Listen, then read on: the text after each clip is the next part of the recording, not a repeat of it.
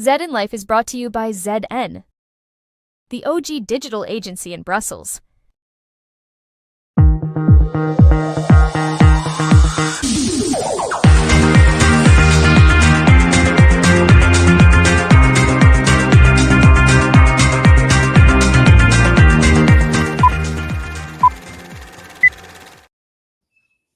And live from Boston, Brussels, and Bombay, it's ZN Live.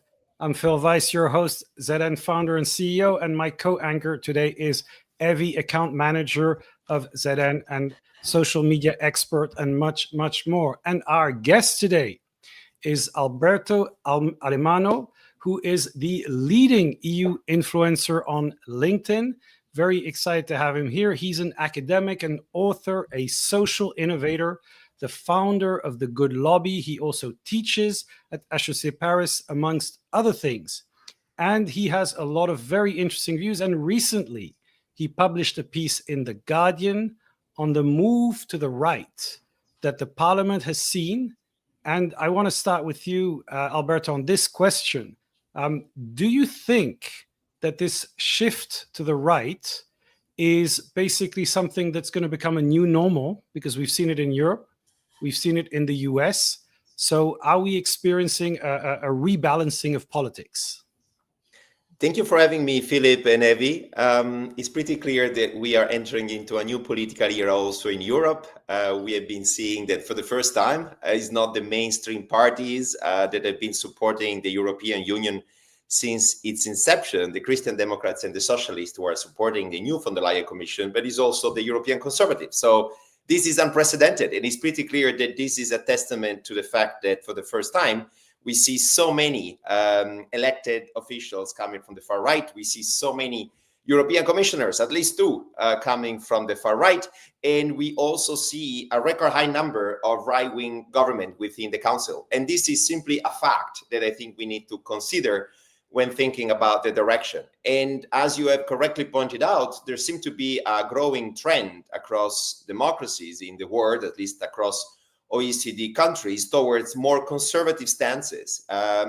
We see political leaders that they are trying to push back the idea of progressivism as an engine for integration, as something that can be reversible, and rather a pushback on those issues. And national interest seems to prevail over the idea of cooperation and collaboration. And paradoxically, this is happening at a time in which the world would actually need more cooperation, because the challenges we're facing from climate to the geopolitical reassessment would actually require greater cooperation instead of less cooperation. But we are going towards this multipolar world that somehow is also reflected in the European Union, where we see less unity as opposed to greater unity, despite the fact this is probably going to hold us back and making us more in a more complex world. So I would say there are two readings. On the one hand, you can say, well, Europe going to the right is positive because it's greater for democracy. You have more voices. The big tent of Europe is getting bigger and larger, but at the same time, this is coming with a cost, because many of these far-right parties, notably the Patriots of Europe and the AfD, are really pushing against the very boundaries of what is possible to say and to agree. And this is divisive. So the jury is still out. Yeah, and on that specific point, I mean, basically, we are now hearing mainstream politicians saying things that were in the past considered extreme. And, I love this concept, the Overton window, the idea that if you push an extreme narrative, and I think we've seen that in the US election with Trump, saying things that are so insane that saying things that used to be extreme feels a bit more normal. So do you think there's a shift where taboos have been broken, the so-called cordon sanitaire, where people were not supposed to make deals with the extreme right, is disappearing? I mean, do you think we're going to wake up to a world that has shifted kind of on a qualitative level to the right, or do you think that the jury's still out on that? No, I think the trend you are describing is correct. And this concept developed by political scientists, the so-called Overton window, I think capture quite nicely this dynamic in which you are somehow emancipating ideas. You are freeing the public conversation around issues that have been very much latent in society. There are a lot of people in our societies who are racist. There are a lot of people in our society who no longer believe in the resilience of the democratic institutions. And by simply stating what they want to hear, you are basically creating this snowball effect of new expectations that I think is very much symbolized by US politics today, which is in a way a very dangerous game, because the very same Trump administration, when attacking the so-called deep state, so basically dismantling the American agency and institutions, will also run the risk of not being able to delivering the basic services that the average Americans they want to and they expect from the government. So it's a dangerous game. You're really trying to shoot at the pianist, and we all know that the pianist is somebody you should not shoot at, because otherwise, if the music stops, well, we don't know what to do and which is the right direction. And I think that's basically where we are. In Europe, we are probably not getting the same degree of craziness when it comes to opening up the Overton window, but there are at least 3 issues where we can see an alignment between the incoming von der Leyen Commission and the Trump administration. And I think the first one is pretty much around migration.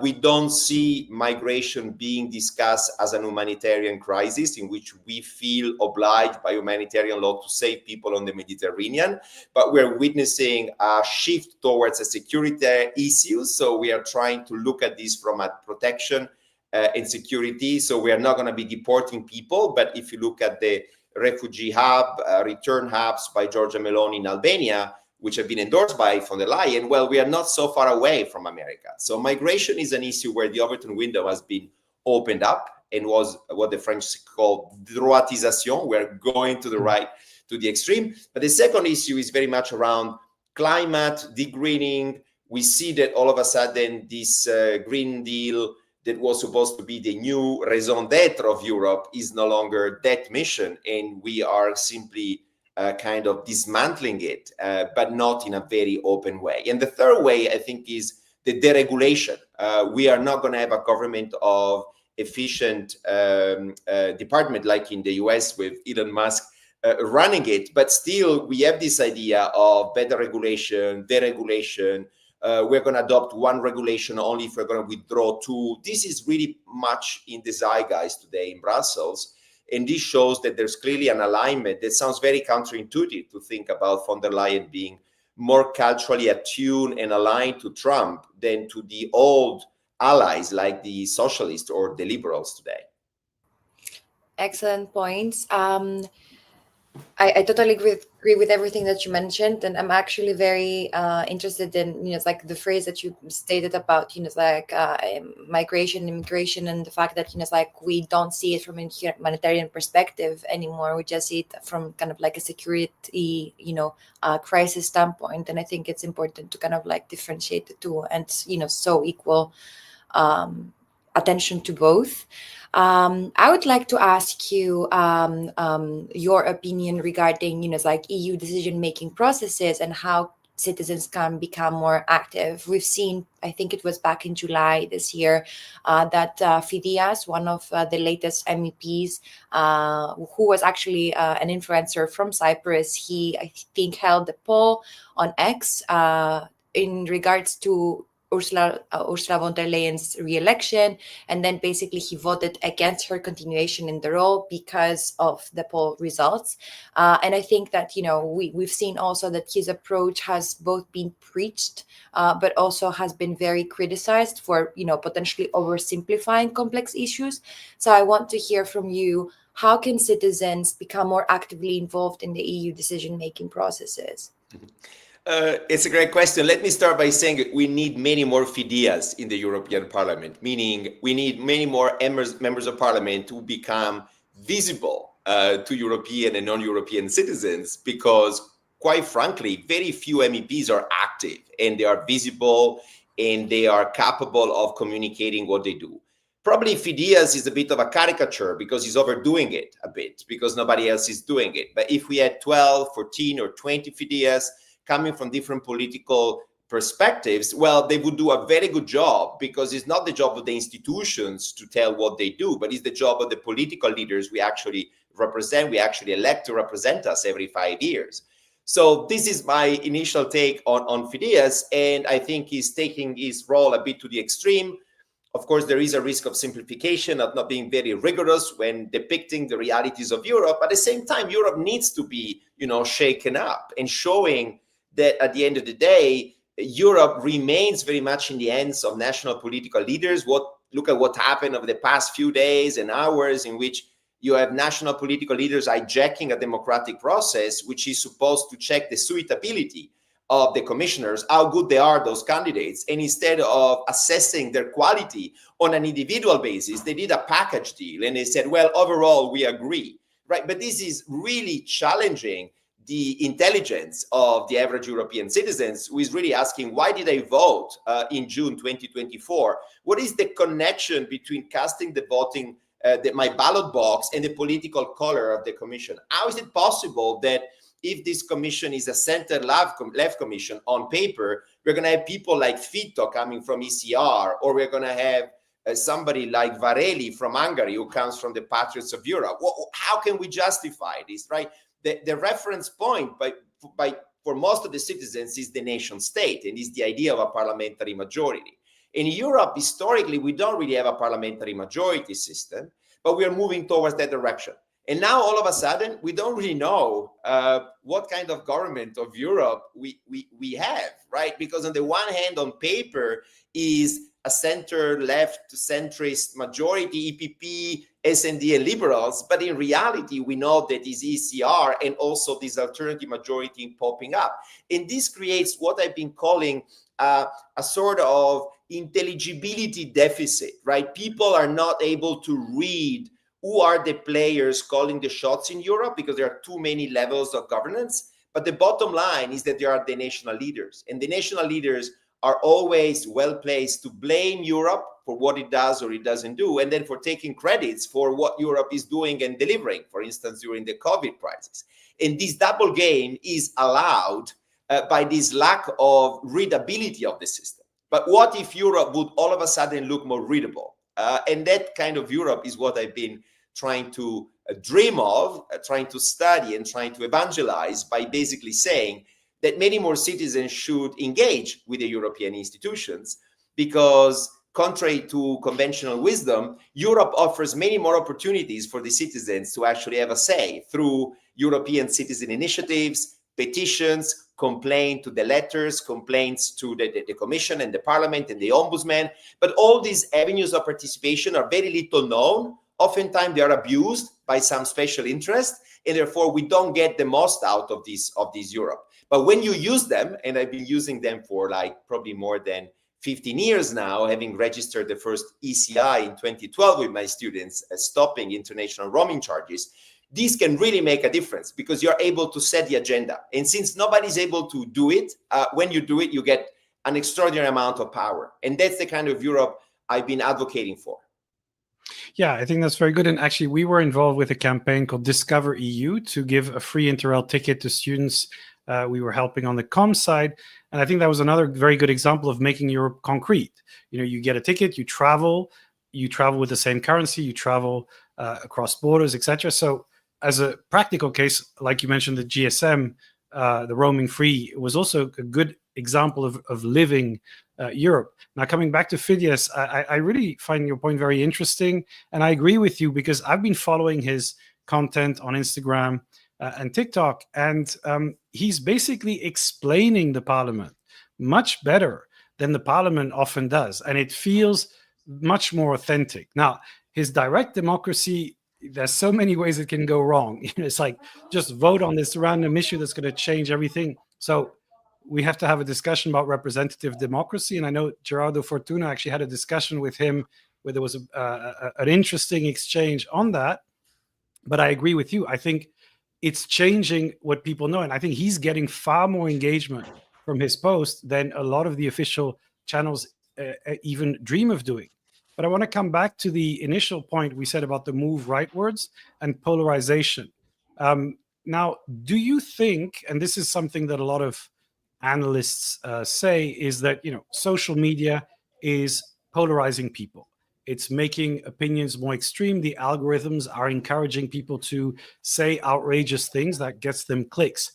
And we've seen in the US, we can say that new media has played a major role in the election of Donald Trump. The Joe Rogan podcast interview that people are saying, did that help bring young male voters? So, do you think that that social media is polarizing society? And do you think that that's having a detrimental effect on the political conversation?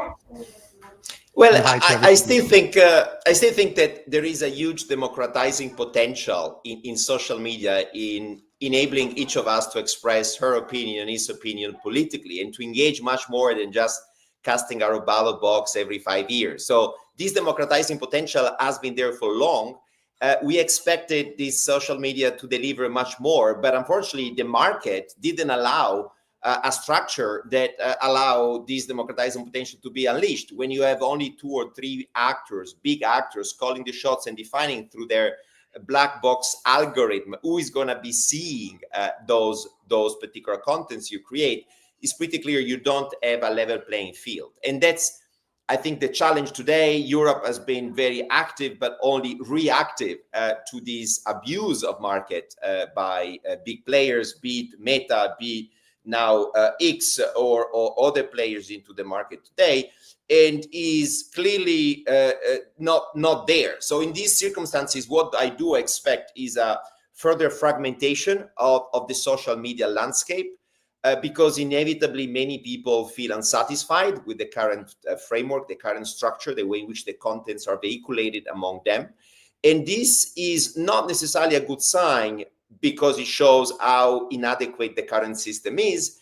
And there is a risk of further polarization, because I give you an example. If on my blue sky now I only have progressive, liberal, pro-European followers, and on X I'm only get those reading the Wall Street Journal and being closer to Elon Musk than closer to the Democrats, then I have an issue, right? Because we are even less confronted to opinions which might challenge us. And actually, I would benefit from being challenged as a scholar, as an academic, as a citizen.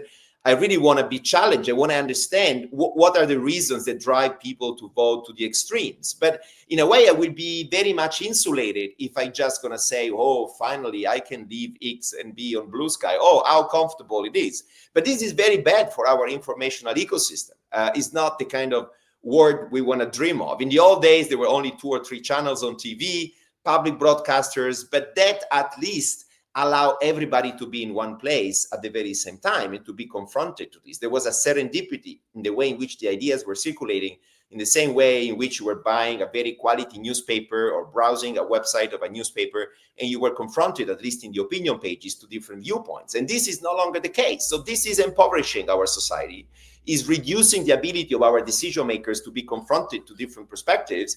And this is tribalism. And political tribalism is not going to be good for society. It's not going to be good for shaping policies that are going to be delivering solutions for all of us. So I'm deeply concerned about this fragmentation, even atomization, in which every single act we make in our society, choosing the newspaper you read or the media content you receive, or buying a brand or following an actor or following an influencer, carries a political meaning. Because if everything we do carries a political meaning, that means that there won't be space, right, to meet people who actually consume services or products which are different than yours. And these are, again, is about making tribes as opposed to making communities.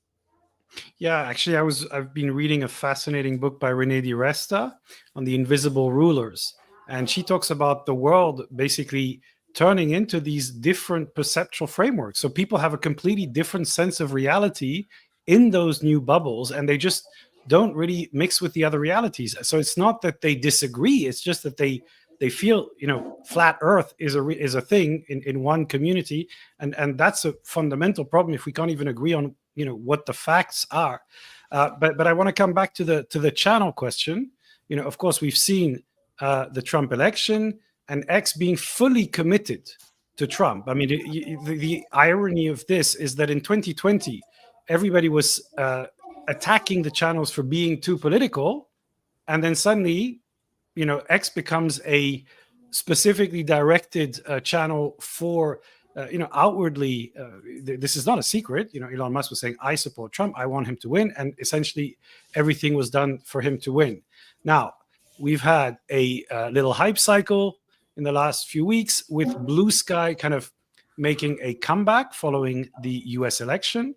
A lot of discussion in the Brussels bubble, especially recently, where we've seen some organizations move on. And in fact, The Guardian, which you are writing for, has said they moved away from X. So I assume that you have to tell them that that might not be the greatest move for democracy. But are you so do you think that Blue Sky, as an example, are you looking into it? Are you excited about it?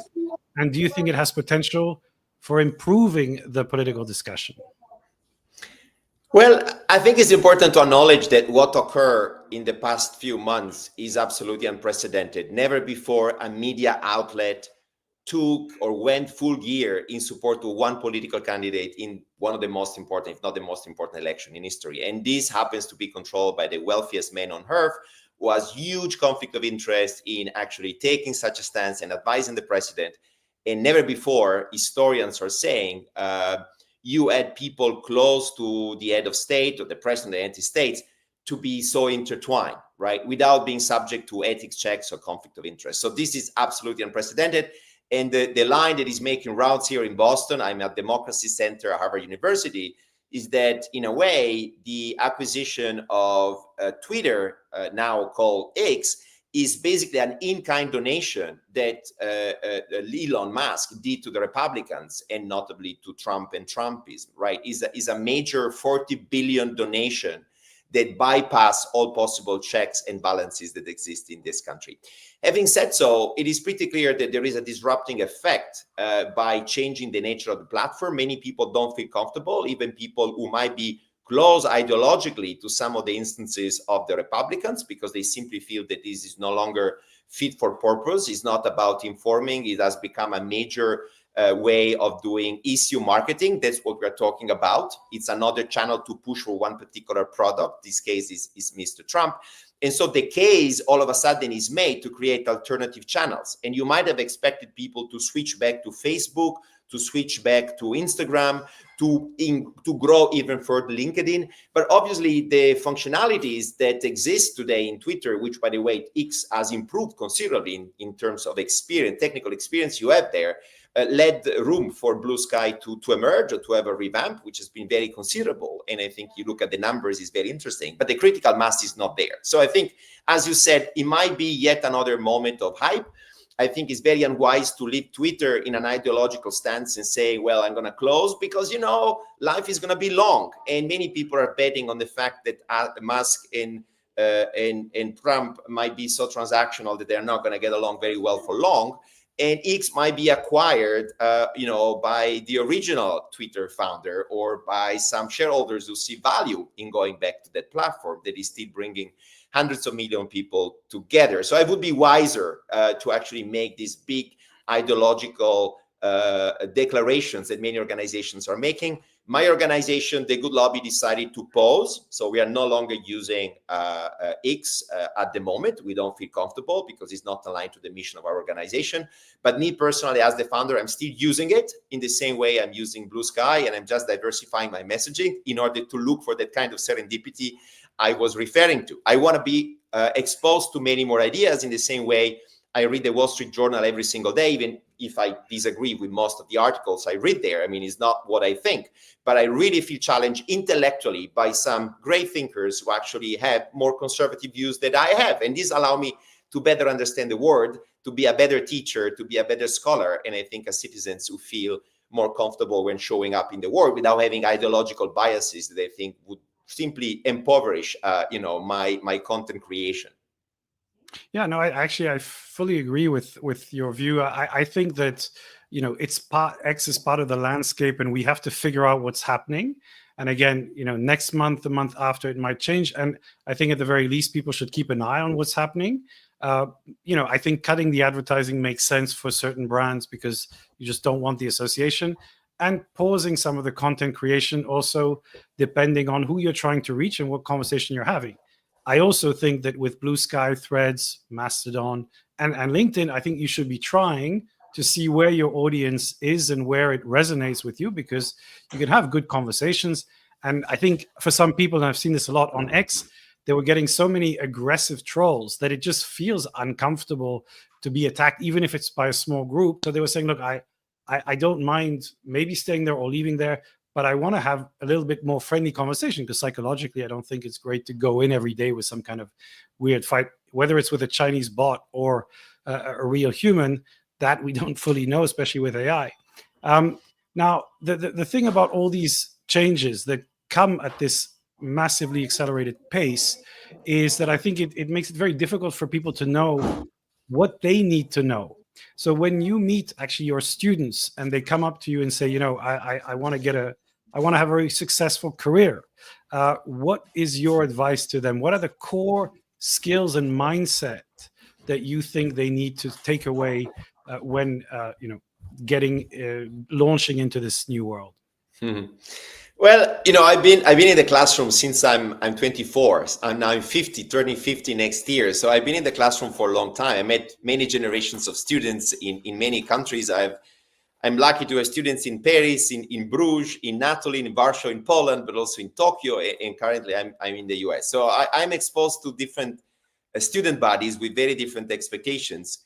And paradoxically, what I've been witnessing is the gap existing between the wealth of information which is available there and the interest of the students to actually know what's happening around the world. So I always push them, advice number one, to be more curious, to really look for information, looking for more opportunities to be challenged. And that's exactly, I think, what they're avoiding. I think it's a generation that is not very much comfortable to be pushed or to feel uncomfortable on campus. For instance, we see a lot of limitations on major issues, and we are protecting them. And I say, well, if this is the overall structure, try to pierce the veil, try to go beyond, try to go out with people you might not agree with, you might feel uncomfortable, because that's the kind of brave new world we're walking into. In other words, try to grow your adaptation skills by being curious. And the only way to be curious is to challenge yourself in a variety of ways.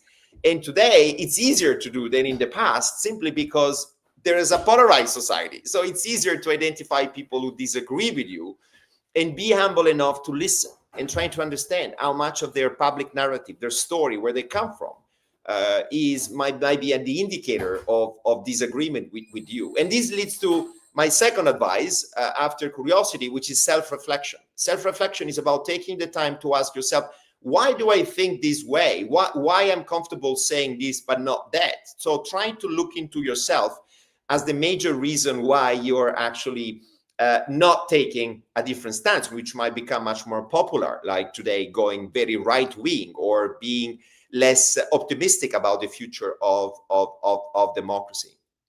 And then I would say, the third advice is to translate this curiosity and self-reflection in a very humble approach to society. And when I mean humble, I mean try to not to take yourself too seriously. You might be very successful professionally, you might be very successful in your personal life, but I'm not sure that these enough give you legitimacy to be always so self-confident. So try to question yourself again and trying to see, what else do you have to learn from people who are so different than you. It might be the person you meet every day when you buy a coffee, you buy a tea, you buy lunch, and you just talk to people you would not talk otherwise. I'm one of those crazy guys that on train say hello to people. When I sit down, I say hello. When I'm sharing 60 minutes flight, I say hello. And I'm not looking for a conversation, but I'm trying to humanize that moment.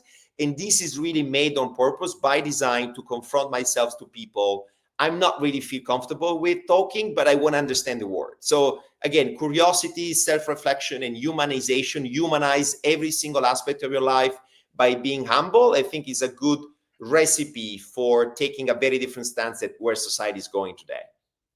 Fantastic. No, I think that's great. I think curiosity, absolutely. And the ability to learn new things and to adapt yourself to the changing environment you're in. And as you said, very interesting. Look at different perspectives. I think maybe you should host a MAGA meeting at Harvard to kind of have a constructive exchange of views about what people believe is good for the future of the country. I don't know if that's possible, but it would certainly be interesting.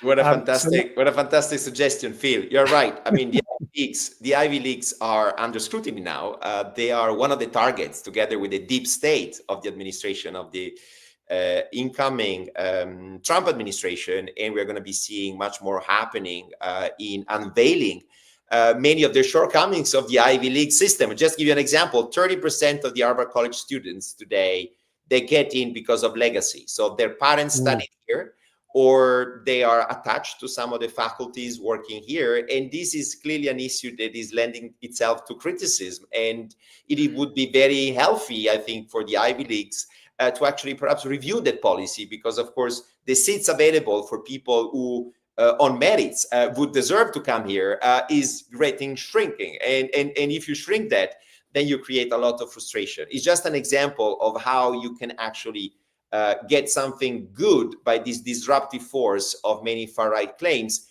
many of whom I disagree with. But, there's some truth, as, Trump proved when said, hey, Europeans, you cannot rely on us. You have to start spending on defense. And now all European leaders are very praising the incoming Trump administration by saying, thanks so much for pushing us. We feel much better positioned now to challenge the new geopolitical landscape, thanks to the fact we've been spending a bit more on defense. So these are just little illustrations of how many gains there are in society if we get out of our bubble and we are exposed to different ideas, which might feel so different than our underlying values. Yeah, no, I think it's having these difficult conversations that forces you to question yourself, and you make some fantastic points there. So now time for our recommendations. So roll jingle.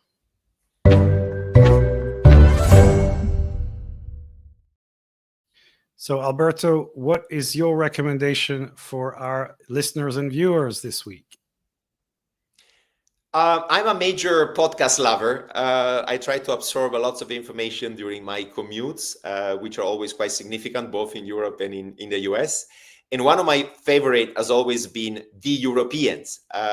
This is a podcast that has been going on for at least 5 years, led by Kathy Lee, a reporter in Paris, and an Amsterdam-based opera singer, Dominic Kramer. And this duo rigorously unpacks the latest developments in Europe in a way which is really out of the bubble, because these two journalists and opera singer are not in the bubble, but they are very passionate about European politics and how European politics is affecting all European citizens across Europe. So they get Europe right. They get Europe at the right scale, I think, and they mix both political developments with more socio-cultural. They do book reviews. They bring you to other podcasts. They bring people on board, including myself, sometimes commenting the news by embracing plain speaking, by showing and unpacking why Europe matters to them, not only as a set of institutions, but as a cultural, social space in which Europeans are getting closer and closer without oftentimes even realizing. So this is my recommendations. Number one, The Europeans. You can find it, I think, on any kind of podcast platforms, which is available to you. And then you have a book recommendation. I also have a book recommendations. Needless to say, I'm a bit of an avid reader. I don't have much time to read novels these days, and it's a pity because I love literature. I need to be on holiday for the literature. I read a lot of nonfiction. But here I have a memoir to advise you to read to better understand Europe. And when I say Europe, is not the EU, is Europe. And this is written by Leah Epi, who is a professor and philosopher at LSE. She wrote what is like growing up in communist Albania, what is this coming of age, and what is like to be in the UK now and looking at Europe again from the outside. So that she's really bringing this fresh look into European developments in an incredibly fresh, poetic way, which makes you cry, I guess, when going through the kind of transformation which is so important, and the kind of soft effect that Europe had, the EU had, on Central European countries. It had in neighboring regions, and the very difficult trade-off existing between respecting this diversity, these cultures which are so rich and unknown, and make you feel as a Western reader very ignorant about what happened in those society, and getting a sense of how valuable that system under Yugoslavia was for many people. So she's not advocating for shifting to a non-capitalist system, but she's simply making you think that perhaps the capitalist system is not as good as the Yugoslav system was. So it's really challenging you intellectually. Fantastic read. It really reads like a novel because it is a novel, but it's biographical, extremely authentic. Just love it. Fantastic. So we've got comments from Gaia saying, "Ciao, Alberto. Nice to see you on ZN Live." We got Daniel saying, "Hello, guys. So nice to have Alberto as a guest." And Jan asking about why do you think about self-reflection and be more curious. All this, of course, we will be discussing on LinkedIn and many other channels. Evilenia, what is your recommendation for our viewers and listeners this week? I'm going to also recommend the podcast episodes. So I came across this episode this week from Diary of a CEO podcast featuring Dr. Yvonne Burkhardt. She's a PhD toxicologist, and basically the episode is discussing toxins and basically explore the truth behind toxins and their impact on our daily lives. So in the podcast, Dr. Burkhardt, she demystified misconceptions about chemicals. She offered valuable insights on what is truly harmful, what is not harmful. I think it's a very interesting episode to check out, especially for individuals that want to take actionable like care and knowledge about reducing toxic exposure. And of course, it's like to anyone interested in making their life healthier and more informed. Excellent. So my recommendation this week is actually an article and a podcast because, life, what would be life without podcasts? I really think we are funnily enough, we're back in the year of podcasts, although it's been around for a while, but it's back in the front. So basically there's an article from The Verge and a podcast discussion on Blue Sky.